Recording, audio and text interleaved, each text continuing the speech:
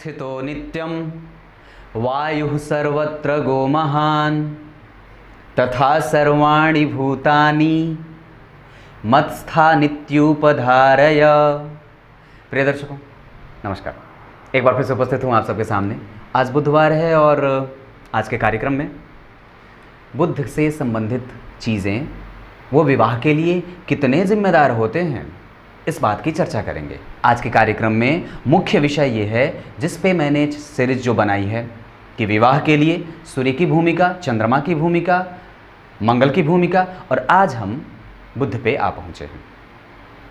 एक बात बताऊँ, बस एक ही बात है और इसको ध्यान से समझिएगा।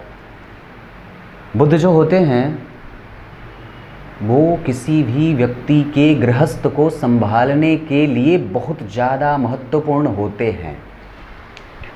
बस एक ही बात है और यही थी। बुद्ध अगर कमज़ोर हुए ना तो व्यक्ति के जीवन में तकलीफ़ों में जो स्थितियां बननी चाहिए एक पॉजिटिविटी की, उसको वो कमज़ोर कर देते हैं। ये नपुंसक ग्रह होते हैं, पता है ना, नपुंसक ग्रह होते हैं। और ये ऐसे नपुंसक ग्रह हैं जो पुरुष के अंदर अगर बुध ग्रह की कमजोरी देखी जाती है तो उसके अंदर नपुंसकता भी पैदा कर देते हैं। ये बात है। और ये एकमात्र ऐसे ग्रह हैं जो गुरु और सूर्य के बाद संतान उत्पत्ति में सहायक सिद्ध होते हैं। ये नर्वस सिस्टम के लिए इनको जाना जाता है। हमारे जो शरीर में नसों का और नसों के अंदर रक्त का प्रवाह है ना, वो नस जो है वो टोटल बुद्ध को नियंत्रित है और बुद्ध के कारक क्षेत्र में आता है। मतलब आपको अगर नर्वस सिस्टम से कोई भी दिक्कत हो रही हो, नसों से संबंधित कोई भी समस्या है, दिमाग में किसी भी तरीके की हैरेसमेंट की बात होती है, इलनेस की बात होती है, मेंटल इलनेस जिसको कहा जाता है, तो वो बुद्ध की कमजोरी के कारण होता है। अगर कोई भी बच्चा अगर थोड़ा सा मतलब कुछ अटपटा सा काम कर रहा है, अपनी अवस्था से छोटेपन का एहसास करा रहा हो, उसका काम अपनी अवस्था से वो बहुत ज़्यादा बुद्धिमान हो, बहुत ज़्यादा सवाल पैदा करता हो, बहुत ज़्यादा सवाल करता हो, जिज्ञासु हो, बचपना ज़्यादा करता हो, कोई बहुत बड़ा हो गया, उसकी बचपना अभी भी गई नहीं है, उसकी अंदर की जो बचपन की जो बातें हैं, जो एक चीज़ें होती हैं ना, जो जैसे कि व्यक्ति अभी भी बचपना कर रहा है, तो उसकी कुंडली में निश्चित रूप से बुद्ध मजबूत होते हैं। मजबूत कहने का मतलब है कि वो श्रेष्ठ स्थिति में है, मतलब वो लग्न में बैठे होंगे या पंचम में बैठे होंगे या कहीं से भी बैठ करके वो लग्न के अधिपति के साथ बैठे हों या राशि के अधिपति के साथ बैठे हों, तो वो जो स्थिति देते हैं वो व्यक्ति की कुंडली में और व्यक्ति के जीवन में बहुत ज़्यादा प्रभाव बुद्धिमत्ता का भी देते हैं और मेंटल वीक भी बनाते हैं, मेंटल सिक बना देते हैं, स्थितियों को कमज़ोर करने वाले हो जाते हैं। ये बात आसान है, समझ लेना। निर्णय लेने की क्षमता देते हैं और गृहस्थ को संभालने का काम करते हैं। व्यक्ति के सामाजिक प्रतिष्ठा को वृद्धि देने वाले होते हैं। ये सब तो बातें सामान्य हैं। अब मैं आपको एक बात बताता हूँ कि जब भी आप विवाह करने के लिए चलते हों तो बुद्ध के गोचर को अवश्य ही देख लेना चाहिए कि वो आपकी राशि से, मतलब जन्म की राशि से, जहाँ आपकी कुंडली में चंद्रमा बैठे हैं, वहाँ से क्या बुध दूसरे, चौथे, छठे, आठवें, 10वें और 11वें जा रहे हैं क्या। मान लीजिए, इसको कैसे देखेंगे, आपकी कुंडली में चंद्रमा यहाँ बैठे हैं और जो यहाँ पे राशि बन रही है वहाँ से बुध गिनने पर दूसरे आते हों, चौथे आते हों, छठे आते हों, 8वें, 10वें आदि के 11वें के संबंध में अगर आएंगे बुध, मतलब वो वहाँ बैठे हो राशि से गिनने पर, तो विवाह की स्थितियाँ बनाते हैं और विवाह कराते हैं।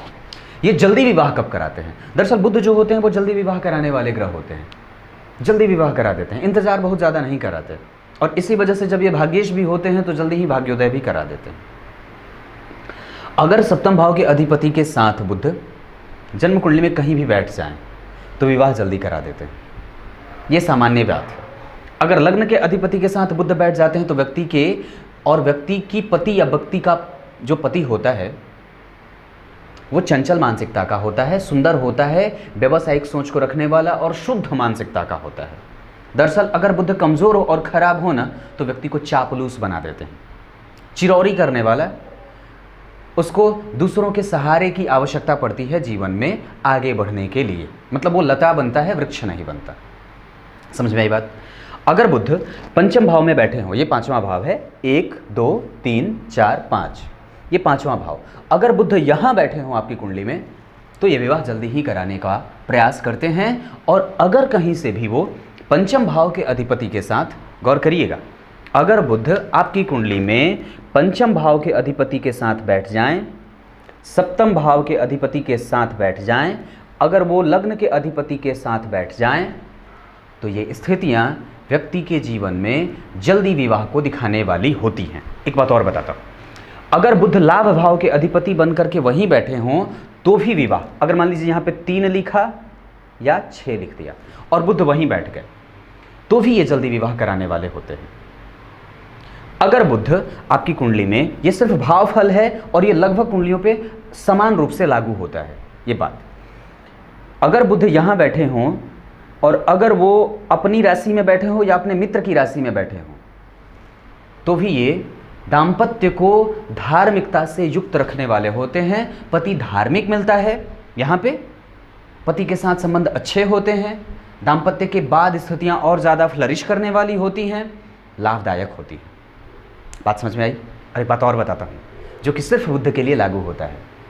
ग्रंथ कहता है, अगर बुध अपनी राशि के छठे भाव में बैठे हों तो किसी शत्रु से कभी भी जीतने हारने का डर नहीं सताना चाहिए। आप जीतेंगे ही जीतेंगे। व्यक्ति पांडित्य का करने वाला होता है, पांडित्य का कर्म करने वाला होता है, अपने ड्यूटी को बहुत अच्छे तरीके से बढ़ाने वाला होता है। जो उसका कर्म है नित्य नैमित्तिक, उसको वो रेगुलर करता है। पंडितों को अपने घर में आश्रय देने वाला होगा। शत्रु चाहे बाजार में हजारों पड़े हों, आप उनके बीच से निकल जाएंगे और कोई आपका बाल भी बांका नहीं करेगा। ये बुध ऐसा है, मजबूत बना देता है। और एक बात बताऊं, तो अगर अपनी राशि का बैठा हो और कहीं से गुरु या चंद्रमा से देख लिया जाए, तब तो ये और ज़्यादा मजबूत हो जाता है, आनंद देता है। फिर तो कहने की बात ही नहीं है। और फिर पूछना नहीं पड़ेगा कि मैं शत्रुओं से और अपने जीवन की विपरीत परिस्थितियों से बच पाऊंगा कि नहीं। फिर वो डर नहीं रह जाता है। वस्तुतः फिर वो डर नहीं रह जाता है कि मेरे सामने और मेरे जीवन में जो विपरीत स्थितियां आएंगी, उससे मैं कैसे अपने आप को उबार पाऊंगा या कैसे अपने आप को निकाल पाऊंगा। बात समझ में आ रही है? अब उसके बाद आप बताता हूं कि ये विवाह तो जल्दी कराते हैं। अब एक स्थिति और, यहीं पे बुध और चंद्रमा एक साथ बैठे हों सप्तम भाव में, या बुध और चंद्रमा लग्न में बैठे हों, या फिर बुध चंद्रमा और गुरु यहीं बैठे हों। अगर बुध चंद्रमा और गुरु यहीं बैठे हों, अगर बुध चंद्रमा यहीं और गुरु यहीं बैठे हों, तो भी ये विवाह जल्दी कराते हैं। द्वितीय भाव में भी बुध और चंद्रमा या बुध और गुरु एक साथ बैठ जाते हैं तो विवाह जल्दी करा देते हैं। ये स्थितियां आपकी कुंडली में हैं तो अच्छी बात है। मतलब मैंने जहाँ जहाँ भी गोल घेरा लगाया, यहाँ पे अगर बुध चंद्रमा गुरु आपकी कुंडली में बैठे हों तो विवाह में बहुत ज़्यादा परेशान नहीं करने देते हैं, विवाह जल्दी करा देते हैं। यहाँ पे भी अगर बुध गुरु चंद्रमा अच्छे से बैठे हों, है ना, तो भी विवाह जल्दी करा देते हैं। यहाँ भी अगर बुध चंद्रमा और गुरु एक साथ बैठे हों तो विवाह जल्दी करा देते हैं। लग्न में भी बुध चंद्रमा और गुरु एक साथ बैठे हों तो विवाह में भटकना नहीं पड़ता है, आसानी से विवाह करा देते हैं। अगर आपकी कुंडली के भाग्य भाव में, जो कि ये 9वां भाव है, यहाँ भी बुध चंद्रमा और गुरु एक साथ बैठे हों तो भी विवाह जल्दी से करा देते हैं। एकादशवें में भी वही स्थिति है। बात समझ में आई? अब विलंब कब करते हैं, ये भी बात है। विलंब अगर छठे भाव में बैठ जाते हों, सप्तम के अधिपति होकर के छठे में बैठ जाएं, तो भी ये विवाह देर से कराते हैं। अगर बुध मंगल के साथ बैठ जाए यहाँ पे तो विलंब करता है। अगर बुध 12 में बैठा हो गुरु के साथ तो विवाह में विलंब करता है। एक एक चीज ध्यान से समझिएगा। अब विलंब की बात करता हूं। विलंब कब? बुध मंगल के साथ यहीं बैठा हो तो विवाह विलंब से करता है। इस भाव का अधिपति बन रहा हो, मतलब इस भाव में या तो 3 और 6 नंबर लिखा हो और वो छठे भाव में बैठे हो बुध, तो विवाह विलंब से करवाते हैं। अगर बुध यहां पे आ करके बैठा हो किसी भी भाव का अधिपति होकर के, तो विवाह विलंब से करवाता है। अगर वो अपनी राशि का बैठेगा तो विवाह विलंब से नहीं कराएगा। तो हो सकता है कि विवाह विलंब से करवाए या फिर विवाह जल्दी करा दे, बाद में ले जाकर के उसको तोड़ने का काम करता है। जल्दी कराएगा और बाद में उसको, व्यक्ति को ऐसी चीज़ें दिखाता है, मैं उसे अच्छे से समझ नहीं पाया, वो मुझे अच्छे से समझ नहीं पाई, या मैं उसे अच्छे से जान नहीं पाया। ये स्थितियां बुध यहाँ पैदा करते हैं। त्रिक भावों में अगर बुध बैठे होते हैं तो व्यक्ति अपने दाम्पत्य को लेकर के इनसिक्योर फील करता है, उसको हमेशा ही डर लगा रहता है। एक बात बताऊं, आप लोगों को एक बात बताता हूं, जीवन की सच्चाई, आज तक की स्थिति बताता हूं मैं, आज तक की स्थिति। जब भी सवाल आया है तो तो पत्नी ने ही पूछे हैं, पंडित जी मैं अपनी पति को छोड़ना नहीं चाहती। ये सवाल किसी पुरुष ने आज तक मुझसे नहीं किए हैं कि मैं अपनी पत्नी को छोड़ना या पकड़ना चाहता हूँ, बिल्कुल भी नहीं। सोच के देखिए हमारे समाज की महिलाओं की स्थिति क्या है। ये घृणित है और घिनौना है। जहाँ पत्नी सामने से अपने घर परिवार को छोड़ के उसके पास भी जाती है, असंतुष्टि का भाव भी जागृत करती है, लेकिन फिर भी रहना उसी के साथ चाहती है। और वो बहुत कम बार ऐसा होता है जब त्रस्त होती है तभी विवाह को तोड़ने की बात करती है। और हर बार रोती भी वही है, हर बार रोती भी वही है, और ज्योतिषियों का चक्कर भी वही लगाती है, और हर बार अपने पति को फिर से और पुनः पाने का प्रयास पत्नी के द्वारा ही किया जाता है। ये समाज हमारा कहाँ जा रहा है और हम क्या कर रहे हैं, इससे ज़्यादा शर्म की बात, डूब मरने वाली बात है। बस उतनी ही बात है, डूब मरो। और ऐसे लोग जो ऐसी स्थिति से गुजर रहे हैं, निश्चित रूप से उनको आश्रय की आवश्यकता है, और विवाह को जितना ज़्यादा हो सके बचाने का, उसे आगे बढ़ाने का प्रयास करना चाहिए। होने के बाद तोड़ने वाली स्थितियां ना नरकगामी बनाती है, और वो दरअसल व्यक्ति कभी भी क्षमा का पात्र नहीं होता है, कभी भी नहीं। तो मैंने रोते भी देखा है, तो स्त्रियों को, पुरुष आकर के मेरे पास कभी नहीं रोए हैं, पंडित जी विवाह बचा लीजिए, ऐसा कभी भी मैंने किसी पुरुष को कहते हुए नहीं सुना है। हर बार स्त्रियां ही, चाहे वो विश्व के सबसे बड़े कैंसर संस्थान में काम करने वाली औरत हो या फिर वो साधारण घर की महिला हो, मैंने ये कुंडलियां देखी हैं और उसमें मैंने ये बात देखी है। वो सामने से रोया है और मैंने उसे देखा है। ये क्यों है, विचार करने वाली बात है। आइए, तो ये बातें विवाह तोड़ने में या विलंब में कराने वाले, बुध अगर यहाँ बैठे हों, शत्रु ग्रह के बैठे हों, यहाँ बैठे हों, कमज़ोर बैठे हों, तो व्यक्ति अपने दाम्पत्य को अच्छे तरीके से संभाल नहीं पाता है। अगर बुध यहाँ कमज़ोर हुआ, मृतप्राय है, अस्त हो रहा हो, सूर्य अगर आसपास बैठे हों और अस्त कर रहे हों या कमज़ोर कर रहे हों, और शनि मंगल राहु केतु का प्रभाव सप्तम भाव पे हो या बुध पे हो, तो ये विवाह को जल्दी तो करा देते हैं लेकिन बाद में मुश्किलें भी पैदा करते हैं। इस वजह से इसे गौर करिएगा, और जिससे कुंडली अच्छे तरीके से मिल जाए। देखिए एक बात बताता हूँ, कोई ज़रूरी नहीं है कि कुंडली अगर खराब कुंडली में ग्रह स्थितियाँ अच्छी नहीं हैं तो विवाह का सुख नहीं है। ना ना ना ना ना, इसका मतलब ये है कि ग्रह वो ये इशारा कर रहा है कि किसी दूसरे को ढूंढ लो भाई, जिसके साथ कुंडली अच्छे से मैच कर जाए। ये बात है।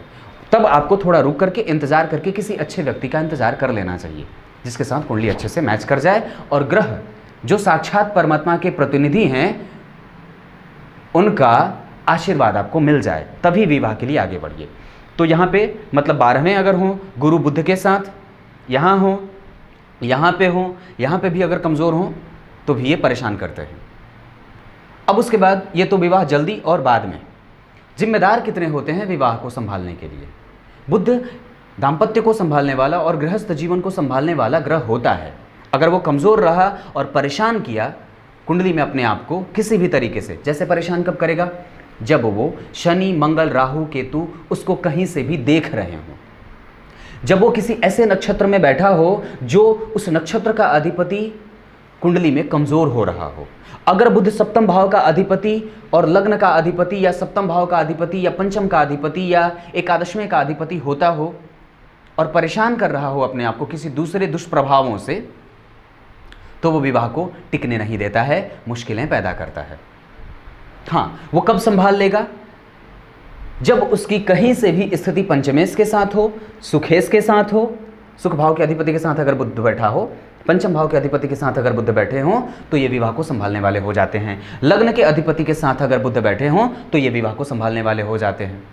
ये स्थितियां आप लोगों को प्रायः समझ में नहीं आता होगा। लग्न के अधिपति मतलब जो सामान्यतः जो ज्योतिष नहीं जानते हो, लग्न के अधिपति, पंचम के अधिपति, छठे के अधिपति, इन सब के अधिपति कहने का मतलब है उस भाव में 1 से लेकर के 12 तक जो अंक लिखा है उस अंक का स्वामी कौन है, बस यही देखना हो। और बुध उसके साथ अगर बैठे हैं तो वो अच्छा करेंगे। लग्न, द्वितीय, चतुर्थ, पंचम, सप्तम, नवम, एकादशवें भाव के अधिपति के साथ अगर बुध की स्थिति बनती है तो ये आपकी कुंडली में विवाह को दिक्कत में नहीं डालते हैं। हाँ, वो तब परेशान करेंगे जब वो आपकी कुंडली में शनि मंगल राहु केतु पापक ग्रह से प्रभावित हो या नौमांश में उसकी स्थिति कहीं से भी अच्छे भाव में नहीं बन रही हो। मतलब वो छठे के अधिपति बनते हों या 8वें के बनते हों, 12वें के बनते हों, या फिर किसी ऐसे ग्रह के साथ बैठे हों जो जन्म कुंडली में दुह स्थान का अधिपति होता हो और परेशान करता हूँ।